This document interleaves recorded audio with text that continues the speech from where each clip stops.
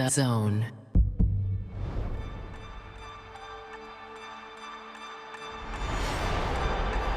DAZN is the home of boxing, with over 150 live fights a year. This fight has lived up to expectations.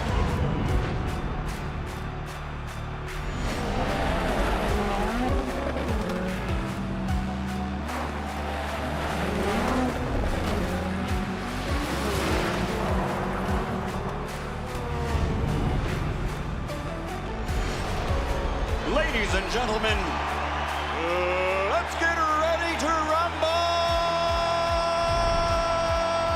How do you like it? How do you like it?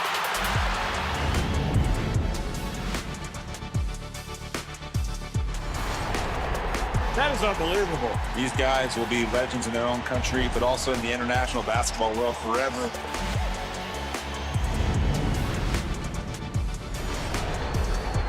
Are you not entertained? I'm not supposed to be cheering, but this is X Series. I can do whatever I want.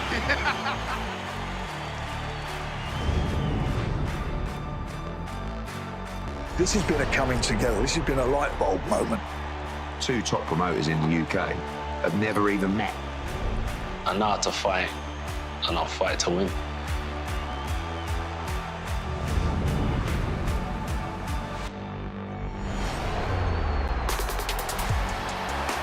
It's their time.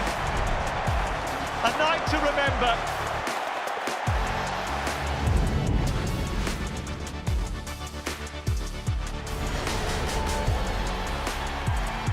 It all comes down to tonight. Don't miss the biggest night in MMA. PFL is more than a fight.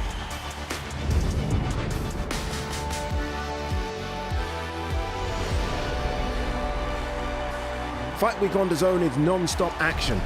Access all areas of the biggest fights, even before the bell rings. A lot of them.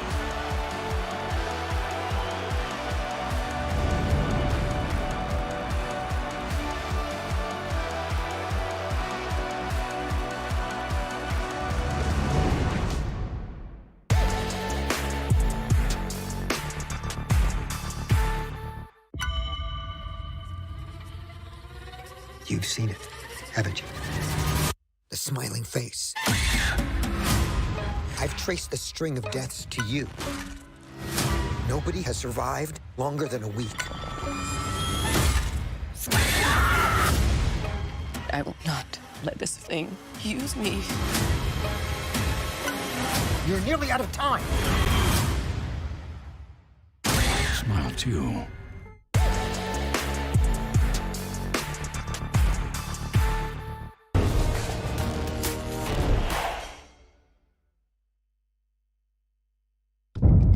The following program is recommended for those 16 and over, as it contains sporting violence, possible bad language, and flashing imagery.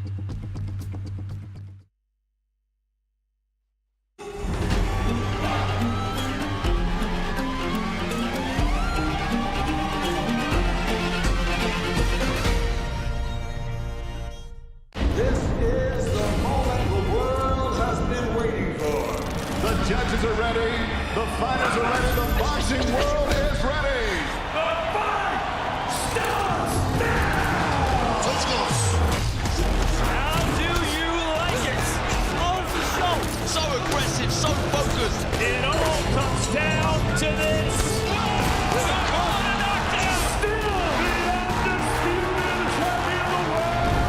Fight night, only on DAZN. All right, Muhammad Alakal, the surgeon Ben Whittaker, Sky Nicholson, the current WBC featherweight champion, the Enigma, Mr. Chris Eubank Jr., and I think the best cruiserweight in the world, Jai Opetaia. We are here, day 3, press conference day, which means we are 2 sleeps away from the main thing. The main thing being Artur Beterbiev versus Dmitry Bivol. Press conference starts right now. Legend tells, at the peak of the highest mountain, there lay dormant for thousands of years a mystical crown with the power to rule all of mankind. Lusted by men, willing to die for its gift. while two emerged undefeated. There could be only one possible outcome.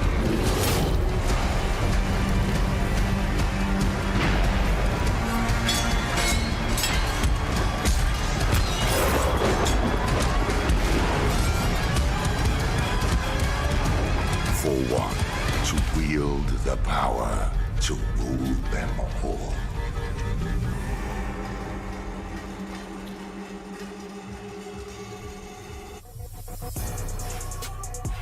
Here we go, day 3, people. That means we are 2 days away from the big one, the 4 Crown Showdown.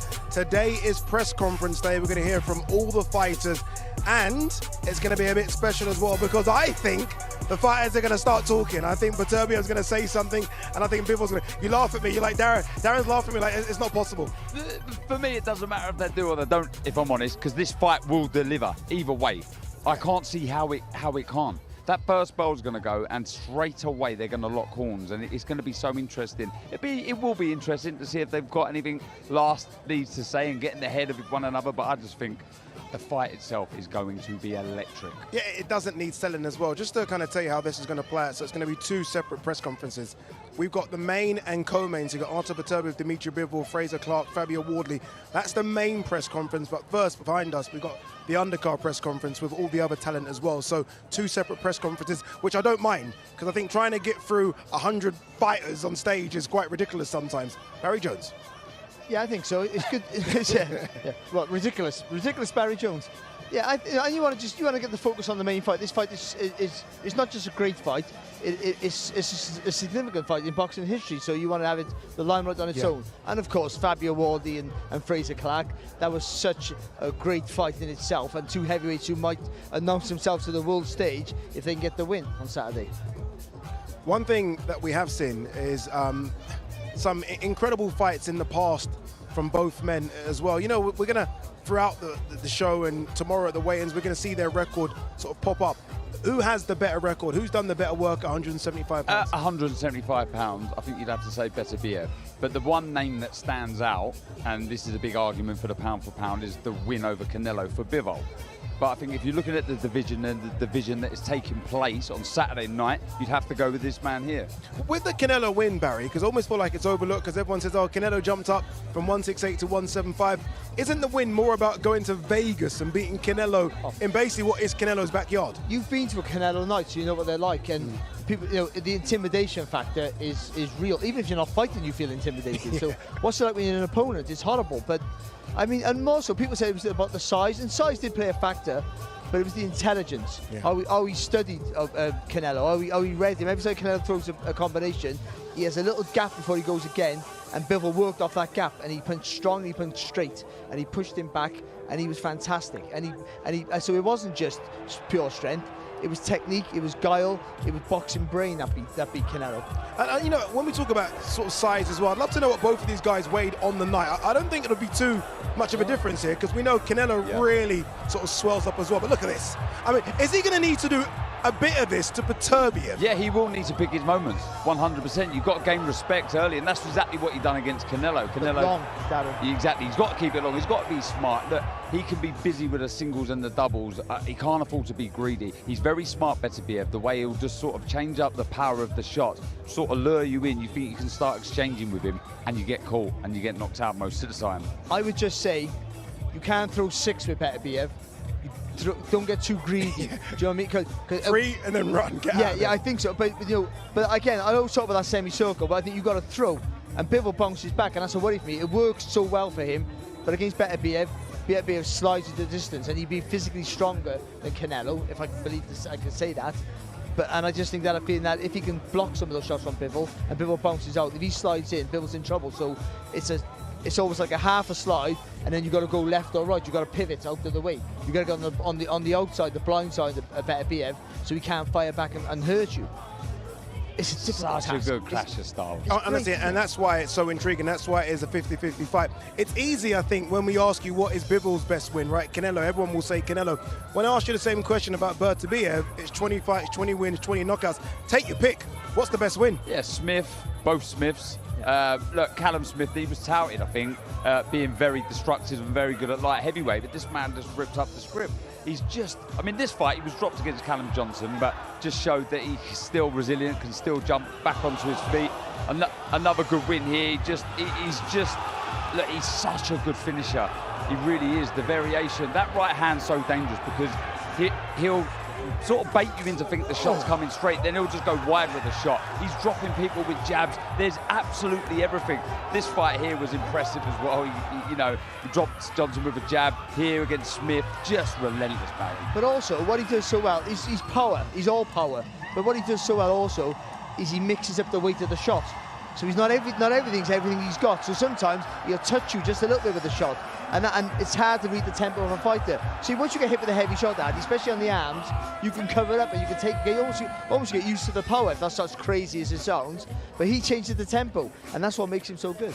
You know, seeing those pictures there, the nightmare seems to be if you're stuck on the ropes with him, you're bang in trouble. If you're stuck on the ropes, there's no way to go because he doesn't seem to let you out. He doesn't give you an exit, does he? He says, okay, you're staying there. No, you are staying there. Obviously, that is a world title fight. That's for everything at 175 pounds. There are other world title fights on the card as well, and I think this guy is the best cruiserweight in the world.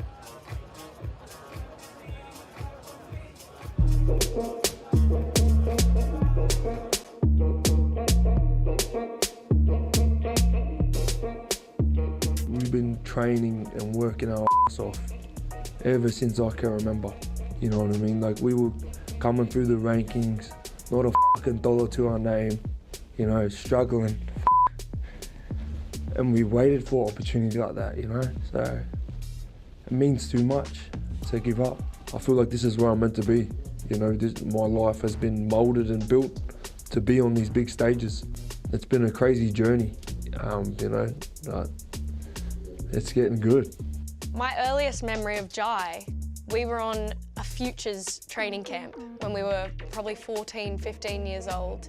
And we were a group of young athletes who were told we're the future of Australian boxing. We were the ones that were picked out as talent and of people who could potentially be future stars. To have gone on and actually achieved what we have, I think it's hats off to Australian boxing. I think people forget this guy was one of the youngest Olympians for Australia as a boxer. I think he was 16 or 17. So he was fighting men at the Olympics at 16.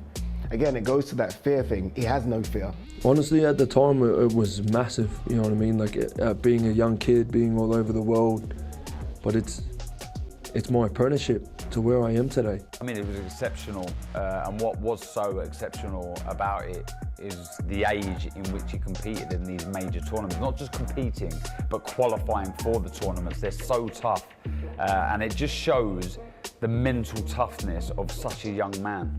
I knew that it was big deals back then, you know, like you're fighting for world titles and, you know, world championships, but the experience that I got when I was a young kid, and I'm lucky I got to do it young. Every weekend was a different tournament. You know, we had like 14 fights in like 4 weeks, stuff like that. Like, it was just, it builds you, you know, you understand what you're made of, you get uncomfortable. You get comfortable being uncomfortable. I think his kind of stamp on the world scene came later than, I guess, the Australian boxing community, who have known Jai right from the beginning and have always known what a talent he is since he was a young amateur. He's been extremely talented from the start. The world's only just getting to find out, and I just think there's so much more to come from Jai. I'm confident walking in the gym because I know I dedicate myself and I tick every box. I know these guys can't take me deeper than what I already take myself. You know, I chase pain at the gym, you know, push through it all, so. I think Jai has the potential to go down as a pound-for-pound great. And hopefully we have unifications and undisputed fights for him in the future, because I think he's ready to dominate the division. I want an undisputed cruiserweight champion, then we move up. We can go to bridgeweight, win a world title there, go to heavyweight, win a world title there. I honestly believe I can do these things.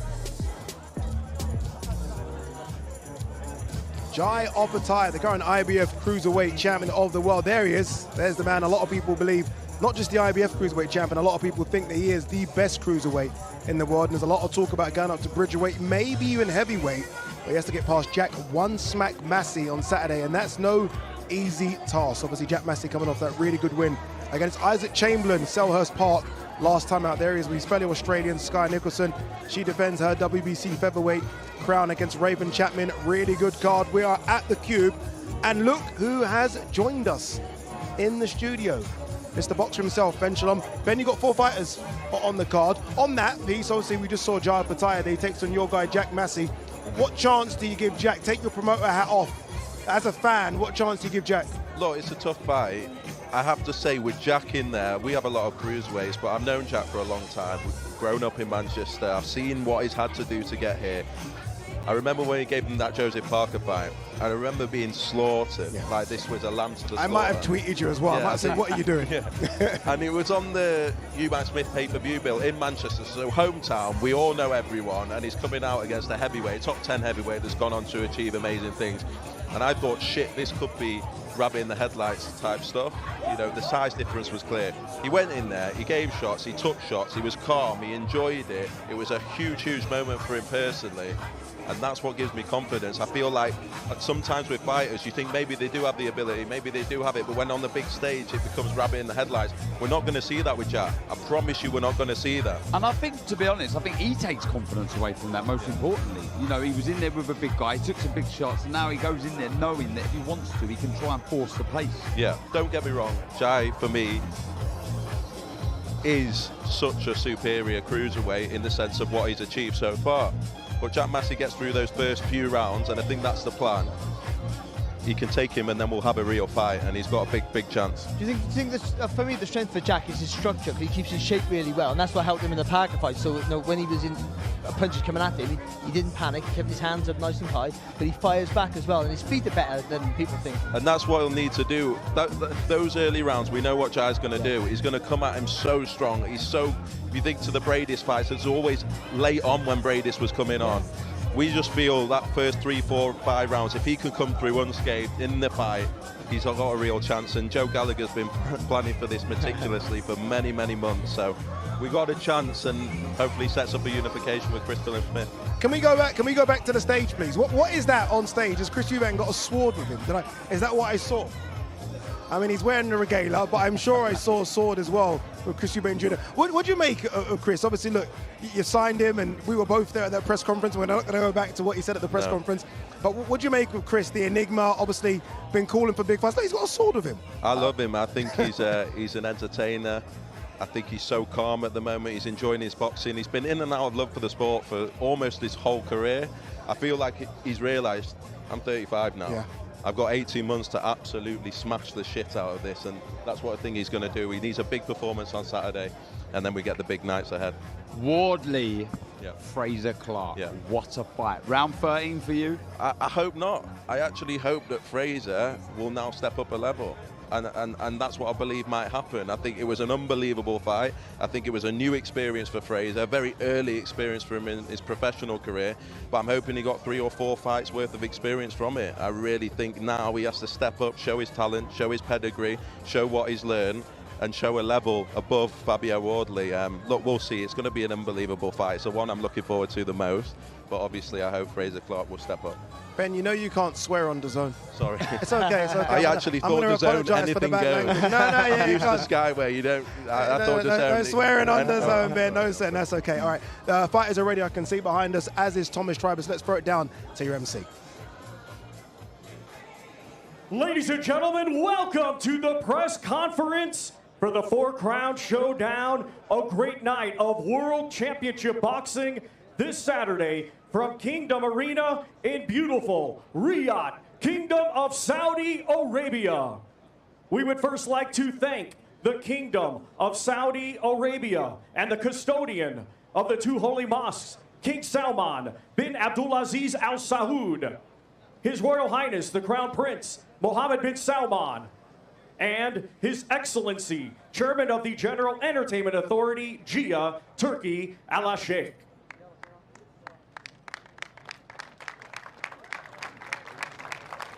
This great event is being brought to you by Riyadh Season and the General Entertainment Authority, Jia, with Frank Warren for Queensberry Promotions, Bob Arum for Top Rank Incorporated. Eddie Hearn for Matchroom Boxing. Gold Star Promotions, Boxer, World of Boxing, and Sella. Along with our great sponsors. Saudi Tourism Authority, Saudi National Bank, STC, Dr. Suleiman Al Habib Medical Group, Saudia Airlines, New Muraba Development Company, and Lucid Motors. A big thanks to those great sponsors. This great event will be shown in the UK and worldwide on DAZN, in the UK on TNT Sports Box Office and Sky Sports Box Office, and in the United States, the main event exclusively shown on ESPN+. Let's now welcome the Part 1 participants of today's press conference. Jesus Gonzalez, Mighty Mohammed Alakel, Liam Cannonball Cameron, Ben the Surgeon Whitaker, the Omen Raven Chapman, future undisputed Sky Nicholson, Camille Shirameta, Chris Eubank Jr., Jack One Smack Massey, Jai Opetaia. And now, here is your host, Mr. Devsani. Thank you, Thomas Treiber. Brilliant announcements, as always, as we expect from Thomas Treiber. Well, ladies and gentlemen, welcome. Wherever you are joining us around the world, you are very, very welcome. Just as we catch our breaths from an epic night at Wembley Stadium, we are now just hours away from another Riyadh season special. And in the space of 1 year, Riyadh season has completely changed the face of boxing. We have witnessed a series of magical Arabian nights around the world with twists and turns, all writing new chapters, new pages into boxing's history books. Who can forget Tyson Fury's fights with Francis Ngannou, Alexander Usyk in Riyadh? The world was watching on in awe. Los Angeles played host as pound-for-pound star Terence Crawford became a world champion in weight division number 4. And just last month, Wembley Stadium, Anthony Joshua, Daniel Dubois, attendance records were broken, and we heard a huge Wembley Stadium roar. Each of these Riyadh season events are knockout after knockout after knockout, and that knockout streak very much continues on Saturday night. The 4-crown showdown will pit Artur Beterbiev and Dmitry Bivol finally in together. We will decide the first undisputed world light heavyweight champion of the 4-belt era. It's everything that Riyadh season is about. It's the best versus the best. And as you can see from this part of the undercard here, we've got some star power, we've got some raw power, and we've got some fighters very much at the forefront of history. Let's speak to a young man making his professional debut from Saudi Arabia, born in Riyadh, Mohammed Alakel. Mohammed, great to see you. You got a great ovation last night at the workout. You had the Saudi Arabian flag. You must have been watching Riyadh season thinking, I want to be part of this. Big night for you. Yes, I'm really looking forward to it. You know, 3 days away, all the hard work is done, so yeah.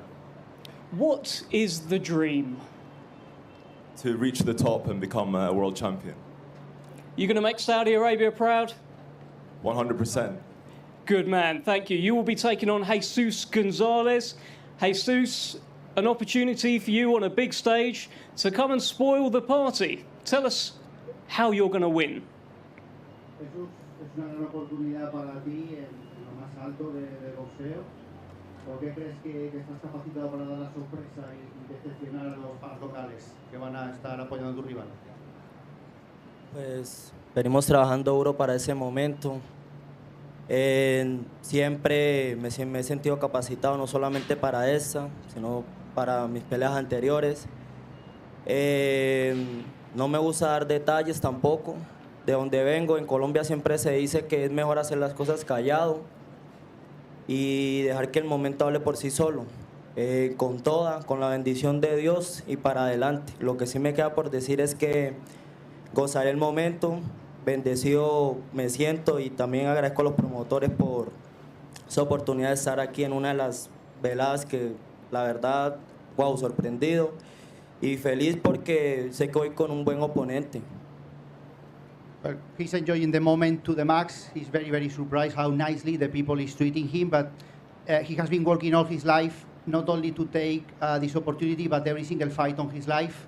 He doesn't want to go into the detail, but he has a hard life up there in Colombia, and they want just to make the moment to speak for itself. He's ready for whatever, to be at the top of his game, to take the opportunity of his life, and he wishes his opponent luck as well. Brilliant stuff. Thank you very much, Jesus. Thank you, Mohammed, as well. Big fight on Saturday, the debut of Mohammed Alla. Let's move to the light heavyweight division. Of course, we know the main event is Beterbiev Bivol, but we've got two light heavyweights here who also want to achieve big, big things in the sport. It's the Riyadh season debut of Olympic silver medalist Ben Whittaker, but he's in deep. He's in what should be the toughest test of his career against Liam Cameron. Liam, I'm gonna come to you first. Ben Whittaker is a man who has a bit of a target on his back. He's got people talking. Why are you the man to beat him? Because I'm the Sheffield's Beterbiev, and I believe in myself. Sheffield's Beterbiev. 100%. Tell me, you've mentioned something about Naz wannabes. I heard you say something like, I've seen plenty of Naz wannabes over the years. Is that all Ben Whittaker is to you, a wannabe? No, not really. He's a silver medalist, but we've seen a lot of Naz wannabes. I think Naz said there's nothing like him, but we'll see, innit? Do you want him to showboat against you? I hope so. Well, let's hear from the surgeon, Ben Whittaker. It's a Riyadh season debut. I heard you say that you've been boxing guys like this since you were about 10 years old. Yeah, man. You see these kids in the gym all the time. Come forward, swinging like a madman. That's music to my ears. We're just going to have a special pause to welcome a special guest. Bear with us.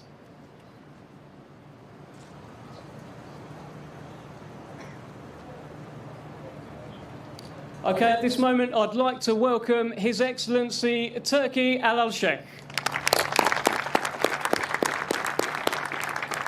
Great to have you here, Your Excellency. Ben Whittaker. So, this is the man, right? People are saying Liam Cameron will take you into deep waters. He's the toughest test of your career. Do you believe it? Well, it's a good job I can swim. All the yapping's over now. The hard work's being done. Saturday, I hope him to turn up in good shape, because I'm in amazing shape. I'm feeling smooth, I'm feeling sharp. And if he don't turn up how I expect him to turn up, it's going to be an early night. Like Ezra. Bro, you said you're a Sheffield Beterbiev. That's the stupidest thing I've ever heard. Is it? Just be yourself.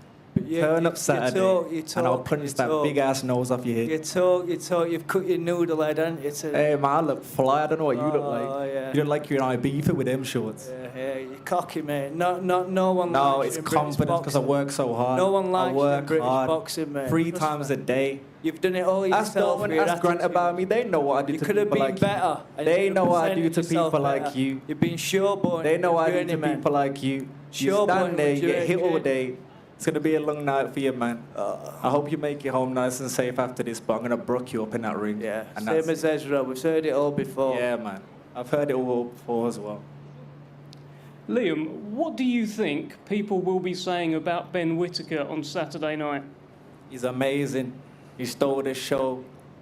damn, that boy is good. This That's guy what they'll be thinks he saying. can beat Bivol and That's what they'll be Beterbiev. saying. What, so you don't think you can? You're in the wrong sport, then if you He's don't think you deluded. can beat them, you're No, in the you've wrong got to be sport. real with yourself. You're in the wrong... I'm real with You've gotta be myself. real with Your hardest fight was Lyndon, who's washed up.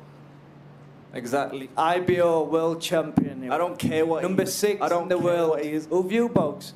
The guy, I'll be boxing you. the Leon I'll be guy boxing took you. 3 rounds off Hey, you. put me in there with Lyndon. It would have been smoke season. Like I'm going to smoke you. Thank you, Ben.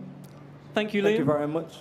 So there's 2 light heavyweight fights this Saturday. I think we got a little bit more out of Liam and Ben than what we maybe will out of Beterbiev and Bivol later, but do stay with us for that. Brilliant fight on Saturday night. Let's keep things moving. We have a little bit of history. The first female world title fight in the Kingdom of Saudi Arabia will take place on Saturday. It's the first female fight of Riyadh season. Sky Nicholson defends her WBC featherweight title against the challenger Raven Chapman. Now, Raven, I'm going to start with you. You say you treat every fight, really, like a world title fight. Well, this one actually is. There's the belt. There's Sky. Tell us what's going on in your mind. Firstly, we'd just like to say a big thank you to Turkey for this opportunity and for Frank and Eddie also for making it happen. Yeah, it's the belt I've wanted. You know, we've been going down that WBC route and now's the opportunity. This one's the actual world title fight and I'll make sure it goes the same way as all my other fights have gone. I've heard you say that you are a nightmare for Sky Nicholson and that she will hate every second in there against you. Tell us why. It's how I fight. It's how I make all my opponents feel when I'm in the ring. I don't think any opponent I've had has enjoyed any second of a fight that we've had. And Saturday it's going to be exactly the same. Let's bring in the champion, Sky Nicholson, here. You've had a smile on your face all week. You look like you enjoy every second. But Raven says you're going to hate every second on Saturday. I think she's going to hate every second of Saturday. She's definitely never fought anyone like me. And she says what she's done to all her other opponents, but it's going to be a very, very different story on Saturday night. I've heard you say, Sky, that you always see your opponents get frustrated. You see that frustration in their eyes. How long do you think it will take before Raven is frustrated on Saturday night? Very early in round 1. We'll see. Raven, you've We'll every see. right to reply. I'm not like any opponent she's faced either, so we can both say that she's had opponents that have been very much picked for her style. I'm not that. I'm not good for her style. I've had aggressive punches come at me for 10 rounds and not land a shot. In a straight line. What'd you say, sorry? Just come at you in a straight line. No real boxing ability there. They've been picked very well for your style. Well, you'll come at me at angles and the same thing's going to happen. Well, we'll see. We'll see. We will see. Raven, you've got plenty of support with you, by the way. We can hear you, Team Chapman out here, Team Oman. But tell me this: you don't believe Sky Nicholson. You've said this a few times because look, Sky's very confident. She's every right to be, but you're saying it's false confidence. Tell us more about that. Yeah, I just think she's trying to portray this aura of high confidence that I just don't believe it. I don't believe she's as confident as she's trying to portray that she is. If she's seen me at every other fight week, in my last 11 fights, I'm always this confident because I back myself. I know the hard work I've done. I know what I'm capable of. And this week is absolutely no different. Well, Sky, I know you believe in manifestation. What have you manifested for yourself on Saturday night? 12-0, 12th of October, and still. And Raven, your right of reply as challenger heading into Saturday. And the new 10-0, another KO. Well, there you have it, ladies and gentlemen. 2 brilliant fighters, 2 unbeaten fighters, history in the kingdom. The first world female title fight in the Kingdom of Saudi Arabia and the first female fight of Riyadh season. Cannot wait for that one. Well, let's head to the middleweight division where one of the enigmas of professional boxing and Eubank Jr. makes his return, makes his Riyadh season debut. against Kamil Szeremeta, former European champion. And Kamil, I'm going to come to you first. This is a big opportunity. A lot of people want to fight Chris Eubank. You are fighting him. How are you going to beat him on Saturday?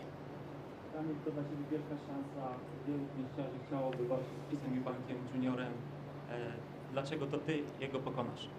Na wstępie chciałbym przywitać wszystkich tutaj serdecznie i podziękować organizatorom za to, że mogę tu być. First of all, I would like to thank the organizers. Jestem doświadczonym zawodnikiem, dużo widzę, mam dobrą obronę, a resztę po prostu chcę pokazać w sobotę wieczorem i wygrać tę walkę. Kocham się bić, kocham boks. I'm well experienced, I'm smart in the ring. I can adapt my style. I can switch my style. I love to fight. Okay, thank you, Kamil Szeremeta. Chris Eubank Jr., Riyadh season debut. It looks like you are embracing the culture. Tell us how you're feeling ahead of what should be an active year for you, where you've got plenty of plans, Chris. Well, right now I'm very hot and I'm very thirsty. That's how I feel. But I'm ready. I'm confident. I look good in this Saudi attire. I feel strength, and this is an amazing event. It's an amazing city. We have amazing people here, and I'm ready to put on a show. Chris, we've seen a lot of upsets in Riyadh season, particularly from fighters coming off a bit of a layoff. Deontay Wilder, it's happened a few times. How do you ensure that you don't fall victim to that on Saturday? A lifetime's worth of preparation and dedication is how you make sure you don't slip up on fights like this. People ask about, was the camp good? How's your weight? How you feeling? It's not about a camp. It's about how have you lived for the last 20 years of your life. And for me personally, I've lived an exceptional life in terms of my boxing career and in terms of keeping in shape, keeping discipline, keeping the mind sharp as well as the body. So there will be no banana skins, there will be no slip-ups, there will be no mistakes. There will only be devastating punches and a KO to finish this fight. And final one to yourself, Chris Eubank Jr. The star of the middleweight division in Riyadh season has been Hamza Shiraz. I can see him in attendance here. Are you looking to put on the kind of statement performance that shows you're top dog? You know, in my opinion, in the middleweight division, nobody comes close to me. You can put any name in front of me, you can put any man in front of me, and they're going to get dealt with accordingly. And you guys will see why I say these things in a couple of days' time. Okay, best of luck to you, Chris Eubank Jr., Kamil Szeremeta, Saturday night, the Riyadh season debut of Chris Eubank Jr. Let's head up to Cruiserweight, where we've got world title action. Jack Massey, Commonwealth and European champion, challenges Jai Opetaia for the IBF World Cruiserweight Championship. And Jack, it's been some ride, it's been some story, borrowing boots and shorts and all sorts from your amateur days, and now you sit here hours away from the opportunity of a lifetime. It's a massive opportunity, and like I said it before, I know an opportunity when I see one, and I'm going to give it my all. And he'll need that sword what Chris has got next to stop me coming at him on Saturday night, because I'm giving it my all. You know, the reasons why I do this, I'm doing it for my little girl and my family. You know, that's the fire in my belly. And I know he's got the same, he's got a family himself. You know, we're both killers. And that's why it's going to make a fantastic fight. It's going to make a very, very tasty fight. So for the fight fans, it's going to be a great night. And for me, it's going to be a great night because I'm going to come out of there with that belt. Jai Opetaia has a bit of a pattern of destroying British fighters. He's got a good record against Brits. But you seem to come here with genuine belief that you are going to rip that title away and change your life. How's the fight actually going to play out, Jack?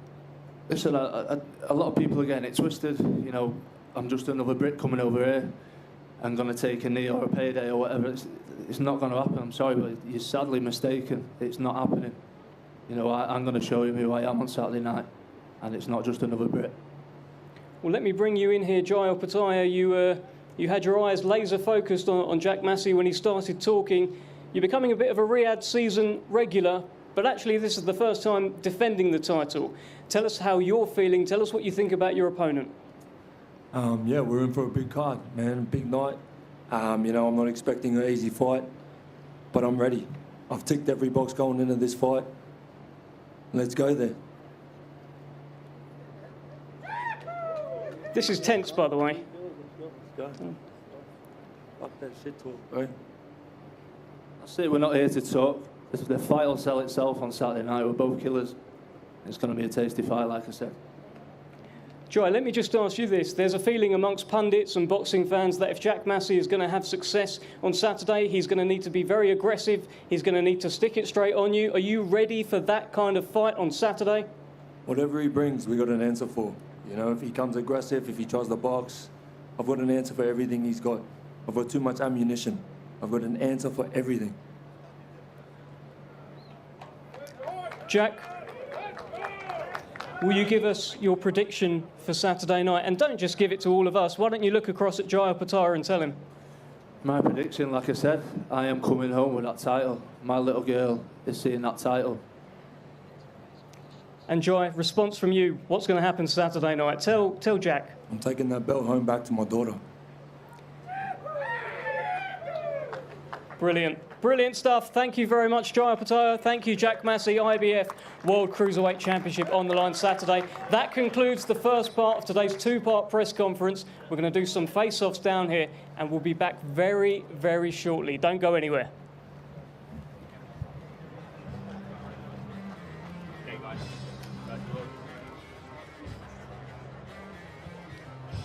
That was tasty, especially the last two, Jai Opetaia, Jack Massey. I think both of those two fighters know it's going to be a bit of a war.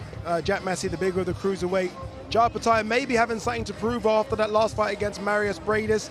But I enjoyed that press conference, and I kind of felt like the fighters were going to talk, right? They're cutting weight, they're angry, the attitude is there, they're just ready to get it on Saturday, Barry.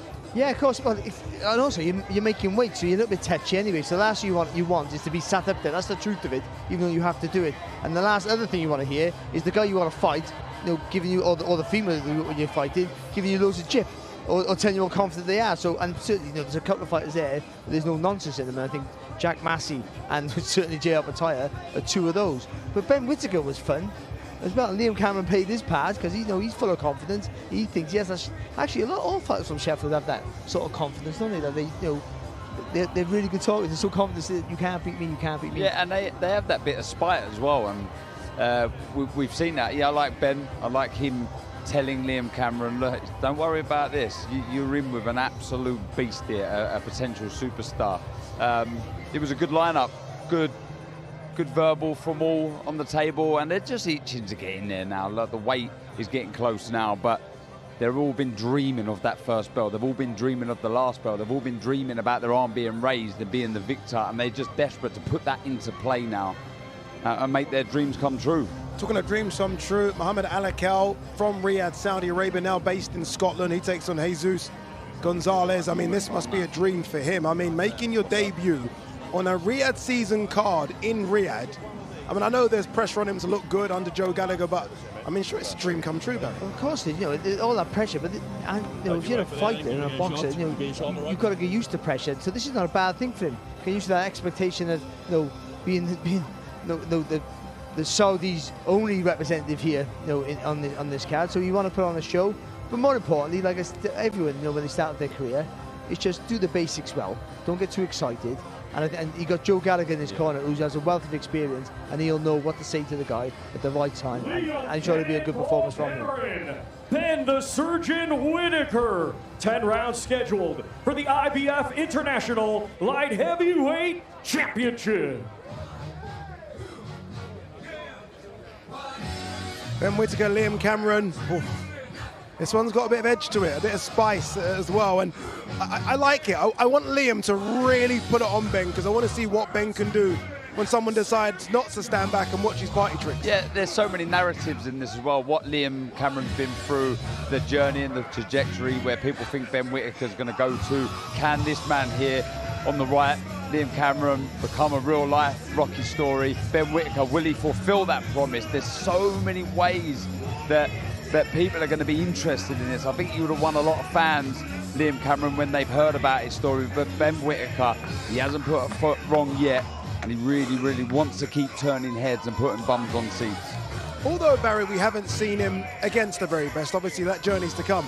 Can you watch a novice and see things to say, okay, you're going to be that person? See what everyone just sees, all the showboating stuff, but actually his quality of work is fantastic, and he's more weight in his punch, of course. He's been more strength, but he'll get that as he gets more experience. But his ability, he won a silver medal. His ability is out of question. The eyes don't lie there. That was the first time we've really seen some spite in the eyes of Sky Nicholson. Raven Chapman, she looks relaxed, she looks ready for this opportunity. You know, she's paved the way, she's done it the hard way. She really believes in herself, respect there, which is always good to see. But it's a good, lively fight this Saturday. She's almost a smiling assassin, Sky Nicholson. She smiles, and everyone's like, oh, look at her, she's so nice and cute. When she gets in the ring, she does want to do a bit of damage. It isn't just moving and boxing. She can hit a bit as well, Barry. She's got it. I think so, you know, and she's learning now when to hold her feet and get a bit of purchase, but also her feet are her friends, and the boxing ability is what she needs to do. Don't forget that. But Raven Chapman has got decent feet, though Sky doesn't think she does. Decent feet, she's physically strong, and she's supremely fit, so it's a really good fight. This is just... Okay, this is Chris Eubank Jr. With his sword and attire. I mean, look, forever the showman is Chris, and this is what he brings to these events. But aside from all this stuff, he needs to deliver on Saturday. When I say that, what does that mean for you? When I say he needs, it's not just a W, it needs to a brutal, destructive finish, because he said it himself. He's not an idiot. He understands he needs to put in a very good performance. Sarah Mehta comes in here with no pressure, no expectation, but for Chris Eubank Jr. in the outfit there, really knows this is his time to put some real damage in this division. Look at Frank there, look at Frank. Oh, Camille, you're my guy, Camille. Taps on the shoulder. Yeah, so, like, Eubank's not a destructive puncher. Let's not forget that. Yeah. He has fast hands, he can hit hard. He's athletic, he has a good chin. His fitness is okay, but he only works when he wants to work. So for Sarah Mehta, he has to just make Eubank work every second he's looking to take a rest. But the pressure's on Eubank, like it always is. He can't just win. If he trickles to a punch victory and it's a struggle, then he's going to be criticised for it. This one I think is going to be really good here. Jack Massey, who's had a big turnaround since that Joseph Parker defeat, takes on Opetaia, who, again, to repeat ourselves, we all think collectively is the best cruiserweight in the world. But there's one thing, us thinking it and him showing it. And he needs to show on Saturday that he is a level above Zerda Ramirez and Chris Billum-Smith and Jack Massey. Yeah, I agree, but he's in there with such a hungry challenger. Says he's doing it for his daughter, Jack Massey, but then in reply, that's exactly what Opetaia said. The belt's coming back to his daughter. It's a mouth-watering clash, it really is, between two very, very good fighters. We've seen Opetaia as a destroyer against guys below his level, and against Bradus, as brilliant as he was, he didn't have it all his own way. I think with Massey, we're going to see a little bit of a blend of both, actually, where he is the more skillful fighter, of course, Opetaia, but Massey's tough, he keeps his shape really well, his structure's good, and he'll come to win. He'll look to throw lots of punches, and he'll try and put Opetaia under pressure. If he can, I'm not quite sure, but he'll make Opetaia work for the win. Of those undercard fights that you just saw, very quickly, which ones you stand out of those undercard fights? I quite like the question marks around Ben Whittaker and Liam Cameron. That for me, is a fight that I look forward to playing out. Yourself, Barry? The cruiserweight fight, the world title fight. I think Opetaia, Massey, it'll be a really exciting fight while it lasts. And can Opetaia step up that level and cement his #1 status as the best cruiserweight on the planet? All right, we saw him on stage with Opetaia, sword in hand as well. Let's hear from Chris Eubank Jr. He's with Todd Grisham. Thank you, Ade. Indeed, he is carrying a sword. Anybody can carry a sword, but you know how to use it. Master at all forms of combat. But this is a ceremonial sword. It's a symbol of the royal family. It's a symbol of war. Saturday night, we're going to war. Some people see this as almost a stay busy fight, that he's not in your league. Is that the way you view Zarameta? Nobody in the middleweight division is in my league. So this is a stay busy fight for you? Nobody in the middleweight division is in my league. All right. People have asked you about who you want to fight next. The last few years, you've been almost blasé about looking forward. You're more like, let's see what happens. We'll cross that bridge. But now you're dropping names: Billy Joe Saunders, Conor Benn. Canelo Alvarez. Why the change of tone from you? There's no change of tone. I want the biggest fights. I want the fights that the fans want to see. I want the world titles, but sometimes wanting something, getting something is two different things. It's a very political landscape out there. It's hard to pin down world titles. So if I can't do that, I've got mega fights to make in all the names you just mentioned. Started fighting as a teenager, still haven't fought for a world title. Is that frustrating to you, or is that almost by design that you haven't really pushed hard for a big fight like that? I don't get frustrated. I take what fight comes. I train hard, I work hard, I dedicate my life, I make money, I win. Someone mentioned Billy Joe Saunders to you the other day, and that would seem like it really got your interest, that's a man that you really want to get in the ring with. Why is it the Billy Joe Saunders that seems to get under your skin a little bit? We have a long, dark history here in that thing. He has a win over me, which I don't feel he deserves. I know a better fighter than him. He quit against Canelo in his last fight. His face was broken. A little bit of credit, no? You don't know his face was broken. I saw a guy who quit. I saw a guy who, as soon as he got hurt, looked for a way out. That disgusts me when I see fighters do that. I don't like that man, and within the next 12 months, me and him are going to have the rematch. Appreciate the time, and be careful with that ceremonial sword. You don't want to get hurt. Don't worry, I'm not going to poke anyone's eye out. Appreciate that. Back to you guys. Chris Eubank Jr., just a character. Brad Jacobs has joined us in studio, COO of Top Rank. Brad, great. We don't see you enough, Brad. What's going on, Brad? We don't see you enough. Brad, what do you make of Chris Eubank very quickly? Obviously, we're going to talk about Artur Beterbiev, your guy. But what do you make of Chris Eubank? Look, he's a polarizing figure, to say the least, right? So, but he gets the job done in the ring, so that's all we can ask for. Yeah, he gets the job done in the ring, not as well as your guy, Artur. 20 fights, 20 wins, 20 knockouts. The biggest test of his career, we think. You don't know how this is going to play out. What's it been like promoting someone like Beterbiev? Well, look, what you see is what you get with Beterbiev. You know, just straight shooter, gets to the ring, does his job. Can't argue with perfection. 20-0, 20 knockouts, like you said. I know the three of you have said the other guy's going to win, but I can be swayed, Brad. I can be swayed. Look, it's a 50-50 fight. I really believe that. But, you know, I think the perfection that Artur has shown so far will show true again on the night. Brad, many are calling this fight Bull versus Matador. It's more than that, right? Yeah, absolutely. Look, I think this is the most important fight of the year, to be honest with you. Yeah. I mean, if you think about what's out there, it's up there. You're talking about undisputed, undefeated. A guy who wins is definitely going to the Hall of Fame. So there's a lot on the line. We were talking about we've all picked Bivol, but then we're all given the reasons why Beterbiev can win the fight. Yeah. That's what makes it a great fight. And I wanted to talk to you about, you've been involved in some of the greatest fights ever, and where does this match up? Look, I spent 6 years with Roy Jones, greatest light heavyweight that ever lived, right? And since Roy's reign, this is certainly the most important light heavyweight fight. And like I said a little earlier, I think it's the best and biggest fight of the year. Yeah. How does Roy get on with either of these? How would he get on? Yeah. That's another story. By the way, Brad, I don't know if you know Darren, he causes trouble quite a lot. He always does this. Look, Beterbiev has looked just incredible, right? I mean, I wish he was younger.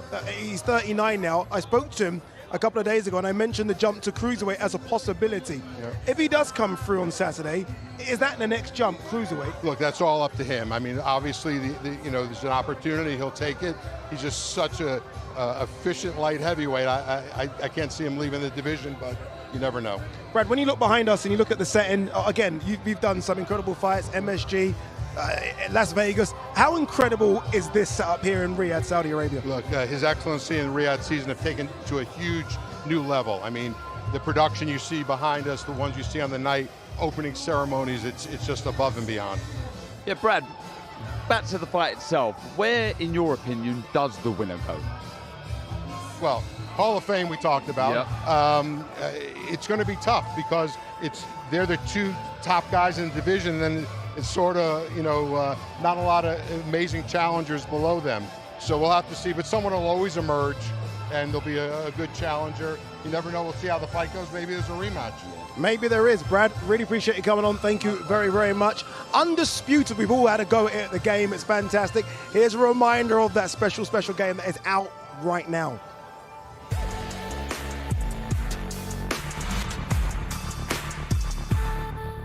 For the first time in over a decade, a major boxing video game has hit the scene on Xbox and PS5. It is undisputed, and for the first time, the fighters competing in this weekend's Riyadh season card are getting their hands on it. Let's see how they do.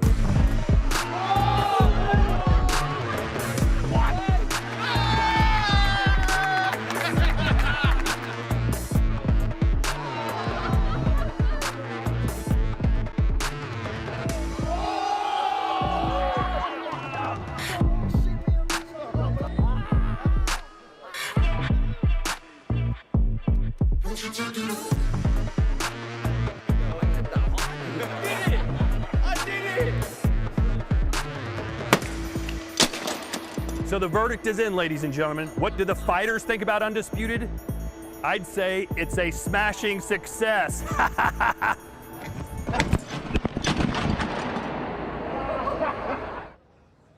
Incredible. Honestly, it is such a fantastic game. I've had a little go myself. I'm not the best at it, but I'm going to keep on going at it. Todd Grisham's done amazing to get this off the ground, so congratulations to everyone. All right, if you want to know a bit more about the two guys in our main event, Artur Beterbiev and Dmitry Bivol, this might help. This is Large from Barstool in a fantastic Origins piece.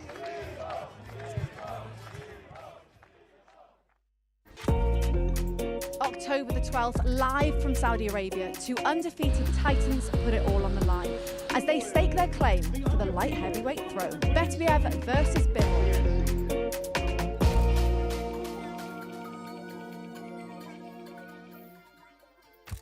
You know, when I was a little kid, I have many fights in the street. Okay. And my older brothers decide to put this energy in some sport, you know. And I have less fights in the street. When I was going in the ring against guys my age, I was feel myself more confident that he's a kid, like, right. You know, Yeah. because I was training with older guys. I was competing sometimes with older guys. I don't know, I just was enjoying the boxing. Right. Both guys have kind of dedicated their lives to the sport. You know, I'm sure without knowing too much, both upbringings were pretty tough, you know, and humble, to say the least. But both guys have made the moves in their career to follow their dreams in boxing.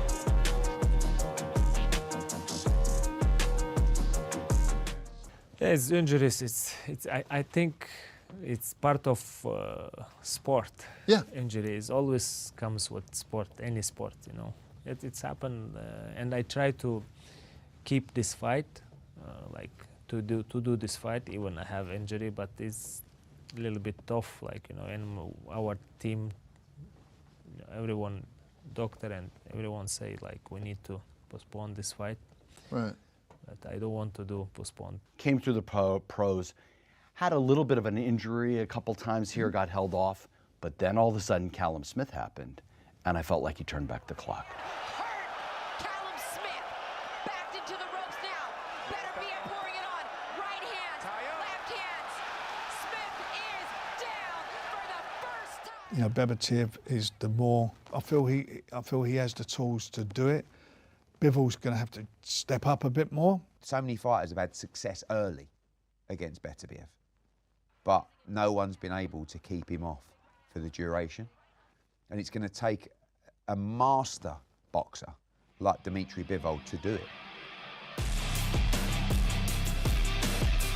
For both fighters, adversity has been a constant companion, but it's also become a source of strength.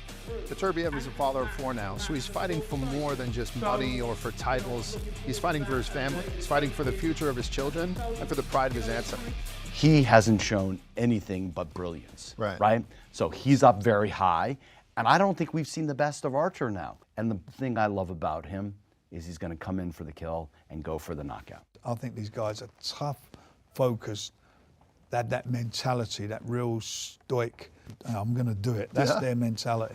So for Bivol, humility probably is his greatest asset, even though he's become an international superstar. And that's because every fight that he takes, he sees it as a chance to pay back that family that's made so many sacrifices for him. And he's proving that success doesn't necessarily change who you are.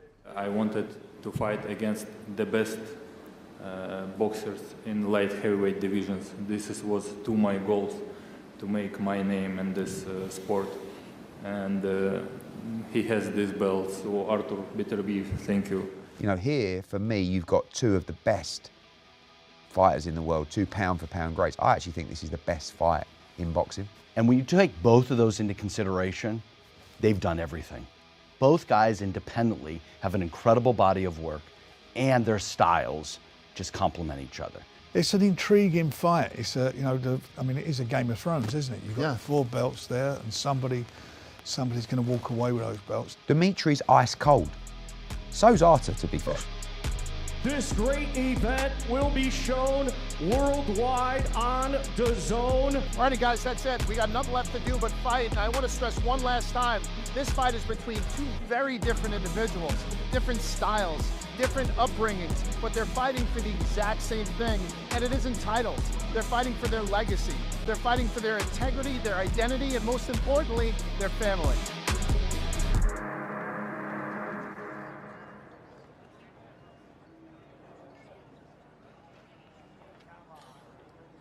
Isn't it? It's great to see that. Great job there by DAZN. All right, I can see the co-main and main event fighters are on stage, as is the legendary Hall of Fame commentator presenter Michael Buffer. So let's throw to your MC, Mr. Michael Buffer.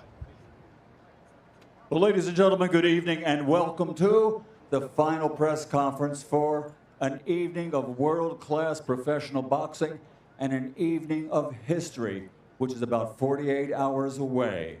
And it's all brought to you by Riyadh Season, along with the General Entertainment Authority, promoters, Frank Warren for Queensberry Promotion, Bob Arams, Top Rank Boxing, and Eddie Hearn for Matchroom Boxing, in association with Gold Star Promotions, Boxer Promotions, World of Boxing, and Sella.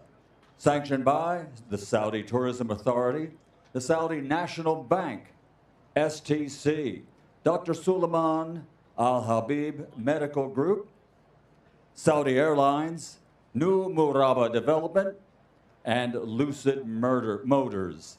So, ladies and gentlemen, of course, special thanks to the Kingdom of Saudi Arabia and the custodian to the two holy mosque King Salman bin Abdulaziz Al Saud, His Royal Highness Prince Mohammed bin Salman, and His Excellency Chairman of the General Entertainment Authority, Turkey Al Sheikh. And now, ladies and gentlemen, when I said at the beginning, this will be a night of history, just think about this. 56 years ago, Dick Tiger was knocked out in Madison Square Garden by Bob Foster. Bob Foster was recognized as the undisputed light heavyweight champion. Since then, only 2 others have had that title. In over half a century, 3 fighters coming into tonight have been recognized with the distinguished title of undisputed light heavyweight champion. Michael Spinks, of course, and a quarter of a century ago, Roy Jones Jr. was the first in the 4-belt era. So now, going into this fight, this main event, Saturday night, it indeed is an evening of boxing history. Once again here at the Kingdom Arena, where just a few months ago, we had boxing history with an undisputed heavyweight championship. So, ladies and gentlemen, they'll tell us more about everything will be our press conference now. So let me introduce some of the people that are seated behind me. First of all, representing Boxer, the CEO, Ben Shalom. Spencer Brown, founder and CEO of Gold Star Promotions. Representing the World of Boxing, Vadim Kornilev. The Chief Operating Officer for Top Rank Boxing, Brad Jacobs. For Matchroom Boxing, Eddie Hearn. And for Queensberry Promotions, Mr. Frank Warren. So, ladies and gentlemen, by the way, when I introduce Brad Jacobs, I would like to add that 42 years ago this month, Brad Jacobs hired me for my first job as a ring announcer. And I was so horrible, ladies and gentlemen, that it was 20 years before he admitted it. So now let's meet some of the fighters that are here tonight and that will be coming out for this special press conference. In addition to our main event, we have a very special heavyweight contest, which will be for, let me make sure I get this right, 12 rounds of boxing for the British Commonwealth and WBA International Championship. The two fighters fighting are both undefeated and look for a big future in the heavyweight division. So first of all, let's meet the challenger. Undefeated in 9 fights, 8 victories, 6 wins by knockout with 1 draw.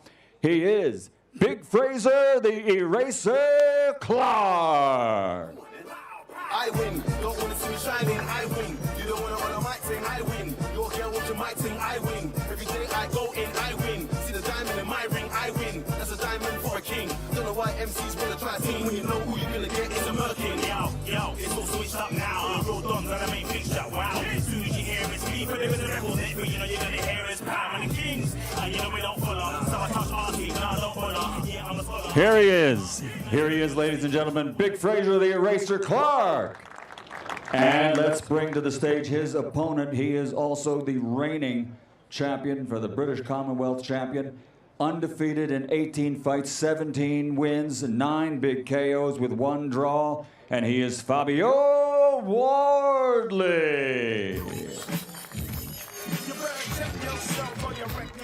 Cause I'm bad for your health. I come low stealth, dropping bombs on your moms. Call bombs. You about mind my no outline, soda for a six, so always let tricks know. And friends know we got that endo. No, I'm not a sucker, sitting in a house of pain. And no, I'm not the butler, I'll touch ya, head crush ya. You say you can't touch this, and I wouldn't touch ya. It'll let you know, boy. Here he is, Fabio Wardley. Undefeated versus undefeated for that contest. And now, ladies and gentlemen, as I mentioned, history. This will be an undefeated champion versus an undefeated champion for the undisputed light heavyweight championship of the world, our main event.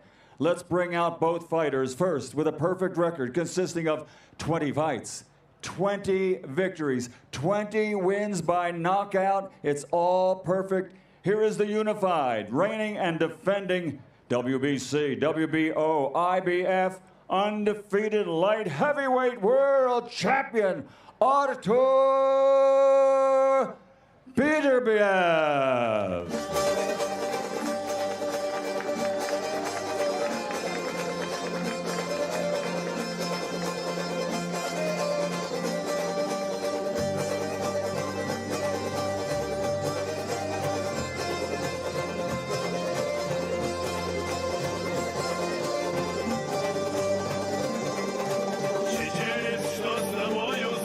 Artur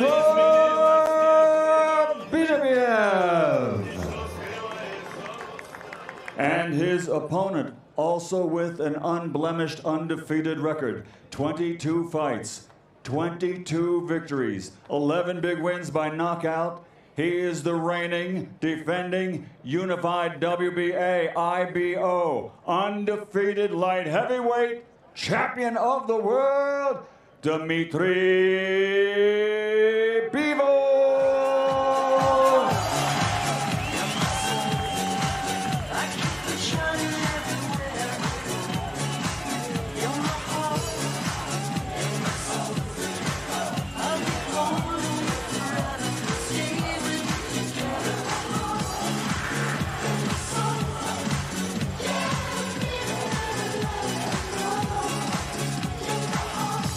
Dmitry Bivol.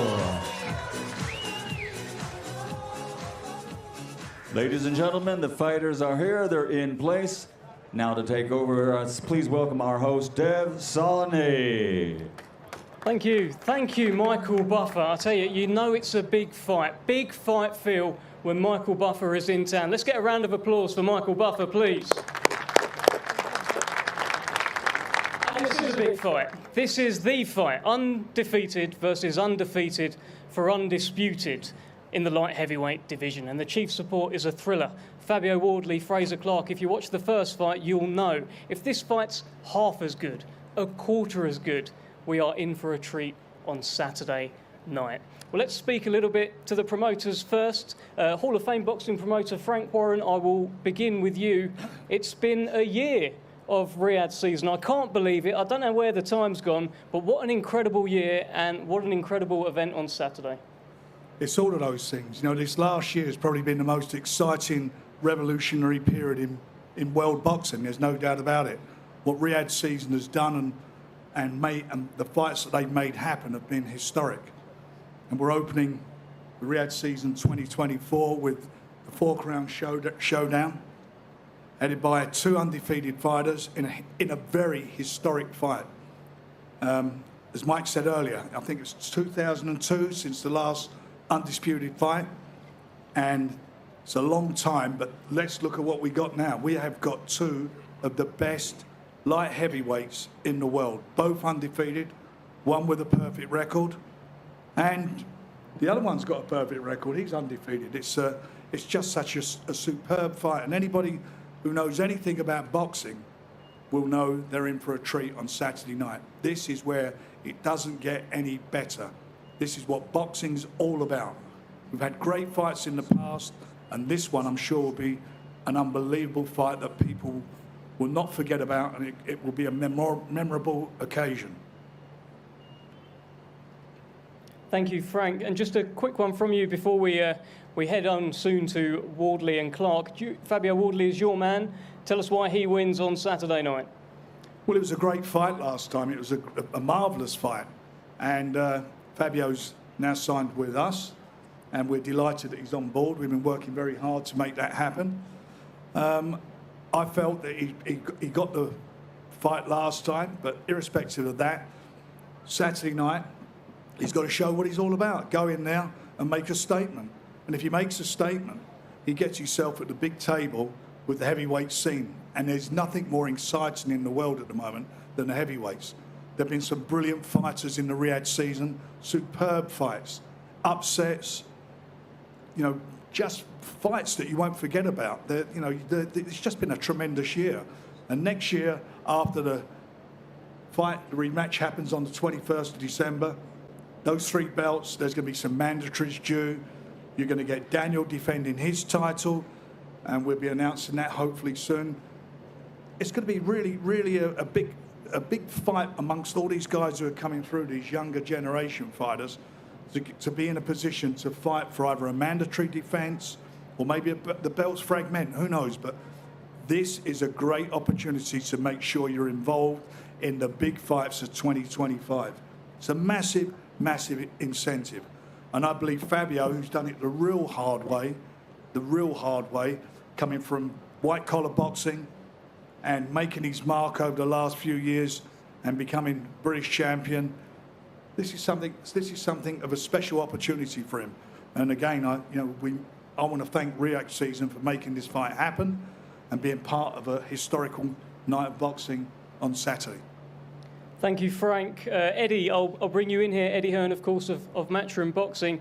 We'll speak about the main event shortly. Plenty to talk about there. But your opening thoughts on the card, and it probably couldn't happen without Riyadh season, right? Tell us your thoughts. Well, it definitely wouldn't happen without Riyadh season. And remarkable to sit here 1 year on from the beginning of this journey, this project. I think most people in boxing would call it a dream, to be honest with you. I remember sitting in my hotel room watching Fury against Ngannou. I didn't think it would be very good. I didn't think it would be very big. I was unusually wrong. I sat there and I thought to myself, why aren't I there? Why aren't I involved? And after I slid into His Excellency's DMs, to a lot of unanswered DMs, by the way, eventually I got in front of him. And he told me that this project, this dream, this love of boxing for Riyadh season was going to be a fast-moving train. No one expected it to move at the speed of light. In 1 year, the sport has completely changed. And what we've seen is the best fighting the best consistently over time. From Fury against Ngannou, to the Day of Reckoning, to Joshua against Ngannou, of course, Fury Usyk, the undisputed history-making heavyweight matchup, to one of the greatest fight cards America has ever seen via Riyadh season, to the record-breaking night at Wembley Stadium just a couple of weeks ago when Riyadh season broke all attendance records, to here on Saturday night. For me, as a fight fan, probably the best of the lot. And then we move on again to December 21st. This is a dream for everybody involved in the sport of boxing. It's changed the lives financially of fighters. It's changed the life of enjoyment of people in the industry, not just fighters, promoters, managers, people in the media. And Riyadh has become a second home to many of us. And we feel very strongly and very passionately, not just about the movement of Riyadh season, but the country itself and the way that we are received as an industry when we are here. We are all happy and eternally grateful for the opportunities that have been presented by His Excellency Turki Al-Sheikh, by the Crown Prince, because without them, this would not be possible. And we're all sitting here today, lucky people. Look at us. This is boxing. When have we seen this before in our lifetime? Never. Let's embrace it. Let's keep making this sport great.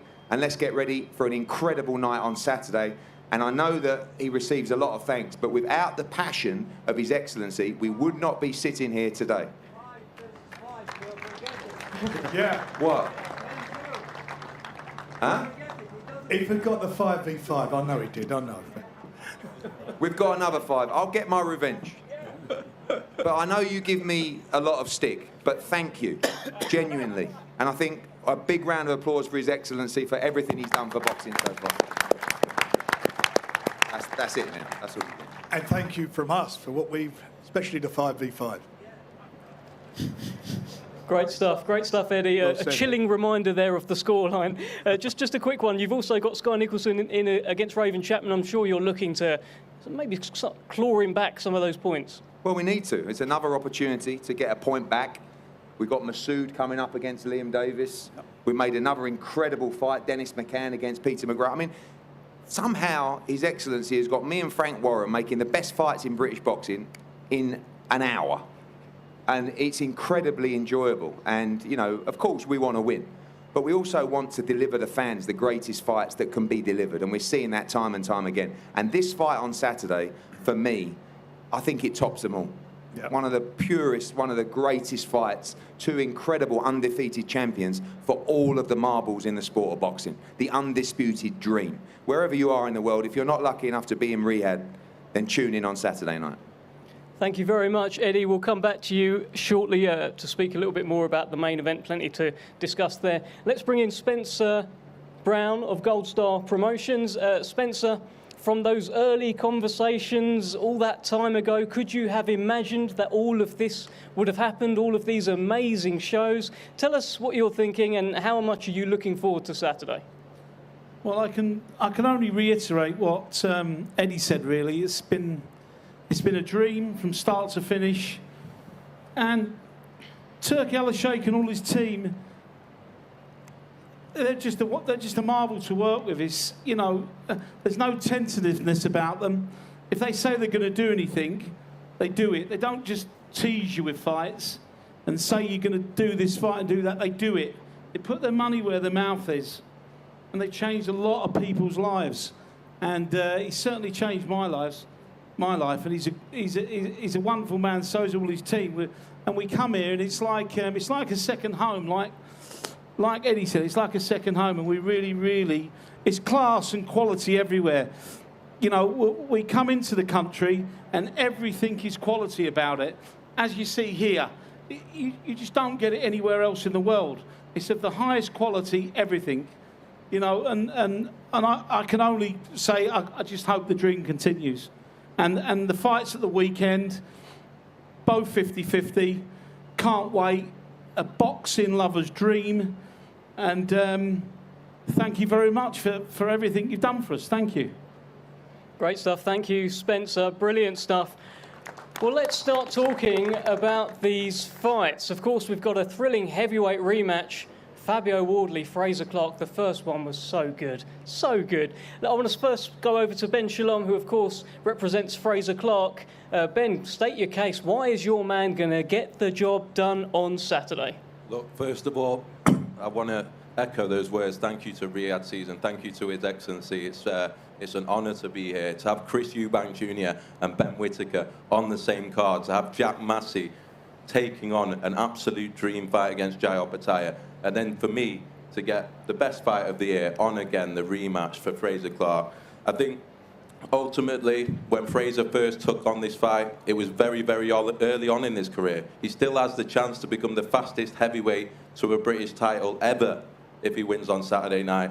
I believe it's his time. It was a very, very good fight the first time. I think Frazer's learned the worth of 3 or 4 fights from that first fight. I think it's time to step up a level. I think he's going to show his pedigree. I think he's going to show his class. People talk about round 13, but I think this can be a different fight, a fight where Frazer Clarke really makes his name in the heavyweight division. Thank you, Ben. Let's hear from Frazer Clarke. Frazer, I've heard you say that you are 1,000,000% ready for this fight and you just can't wait to hit something. Well, that something is someone. He sat over there. It's Fabio Wardley, itching, ready to go. Again, I just want to thank everyone for making this possible. Big shout out to my amateur boxing club, Burton-on-Trent ABC. I started there at 11 years old, and to be in this position now is incredible. And yeah, thank you to everyone who's been part of the journey. Saturday night, you're right, Dev. You know, I've got itchy knuckles now. It's been a long week. Felt like I've repeated myself a million times. But the talking's nearly over, and it's almost time, yeah, to land them gloves on Fabio. You've been pretty emphatic in saying this time you will win by knockout. You will knock out Fabio Wardley. Did you see things in the first fight to suggest that you can indeed do that? I got a lot of belief from the first fight, Dev. And this time the mission is seek and destroy. I've done everything in the gym to make sure that happens. I'm switched on, focused. And my desire and my hunger to become a British champion is as big as ever. Well, let's see what the desire and hunger is like from Fabio Wardley. Fabio, in the first fight, an absolute thriller. You knocked down Frazer Clarke. How can you keep him down? Yeah, look, the first fight was a thriller. Sometimes you need the right dance partner, to bring out those kind of special fights, special occasions, and for me, there seems to be something between me and Frazer that we gel. Those fights come together. I even remember coming to Riyadh to commentate on the Fury Usyk card, and His Excellency himself obviously watching the fight and saying, when are you going to do the rematch? We want to see it, we want to see it. And I said, as soon as you say the word go, I'm ready to go. And thank you to you, His Excellency, for having me out here again. I had the opportunity, honoured enough to be here for the first ever Riyadh season, obviously with Fury and Ngannou, and I'm back again for the opening of Riyadh season. So thank you to him. But looking towards Saturday night, look, I saw the damage and the effect that my punches had on Frazer Clarke in the first fight. So there's areas of mistake I made there. A few little minor tweaks needed to be made on the follow-up. I think he got away with it a bit by, like you say, Dev, I knocked him down, but I think it was, he was saved by the bell. It was bang on the end of the round. So look, if I get him going in the first minute, second minute, one thing you know about me is I don't let my opponents breathe. Once I have them going, once I have them hurt, they don't usually end up making it out of that ring. Are you expecting the same Frazer Clarke that you saw before? We spoke about this earlier in the week, and you mentioned you can't teach an old dog new tricks. Is that very much what you're thinking? Yeah, look, I think he's smart enough as a boxer to make some adjustments. Whether they will have an impact and whether he'll be able to execute them on the night is a different question entirely. But yeah, look, I do have a strong belief in you can't teach an old dog new tricks, especially when it comes to me, the way I've come into boxing, the way I've done things has been so different, and I've learned on the fly, and I can always change and I can always adapt. So in the middle of the fight, I can change things entirely, and I don't think that's the same for him. He's boxed a very similar way for a long period of his career. So once things start to get a bit heated in there, once sweat starts going and blood starts flying, I think he's going to resort back to kind of just what he knows normally, and that's going to be my area for attack. Well, Frazer, I'm not going to call you an old dog, but can you learn new tricks? Have you got something new for Fabio Wardley on Saturday? Dev, with all due respect, I've got nothing else to say really. Seek and destroy, and that's it. I've come for a fight. We've got a fight on Saturday night. Tune in and watch. It's going to be destructive. That is the prediction. That is the war cry from Fraser Clark. Fabio Wardley, how do you respond? What is going to happen on Saturday? Give us your final prediction. Look, Dev, with me, it's war by name, war by nature. Wardley's in the name. It's all there. You know what you're going to get. I've said it from the start. I'm not coming to Riyadh season. I'm not coming to the biggest stage, the biggest event, one of the biggest boxing events to happen in years, and not perform and not put on a show. So for me, it's that bell goes, knuckle up, walk forward, round 13, carry on. Let's get things moving. Let's go. Come on, Fab. Handshake now. I know we're going to do a face-to-face in a minute. Let's do one now. An impromptu handshake here between Fraser Clark and Fabio Wardley. I don't know if we need security.